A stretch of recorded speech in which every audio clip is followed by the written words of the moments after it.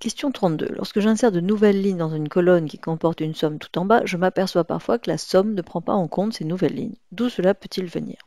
Alors, il faut bien être conscient d'une chose dans Excel, c'est que déjà une insertion de ligne est toujours un petit risque qu'on prend, mais justement, je vais vous expliquer comment ne pas vous faire avoir. En fait, quand une somme est faite, ici je vais double-cliquer sur cette somme, on voit bien la plage qu'elle prend, voilà.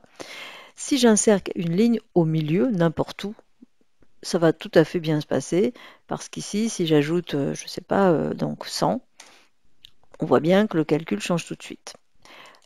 Ce qui ne va pas bien, c'est quand on insère un montant au-dessus de la borne inférieure de la somme et en dessous de celle qui est inférieure. Par exemple, ici, si j'insère une ligne, au-delà du fait que je vais format identique à celui du dessous, voilà.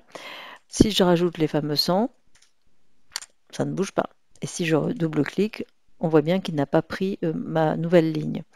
Autre cas pareil où ça ne fonctionne pas, c'est quand j'insère ici au-dessus de la somme, insérer, eh bien, si je tape 100, vous voyez, on voit bien que ça ne bouge pas.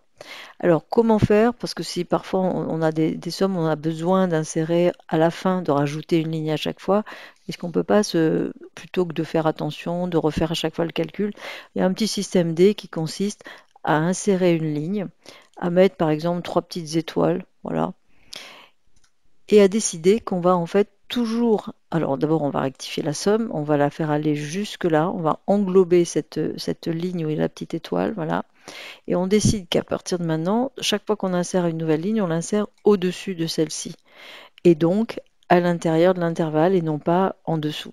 Ce qui fait que là, on pourra insérer autant de lignes qu'on veut, ça fera toujours, ça modifiera bien le calcul. Donc c'est un petit système D qui consiste à avoir cette ligne de sécurité qui est la borne inférieure de la somme.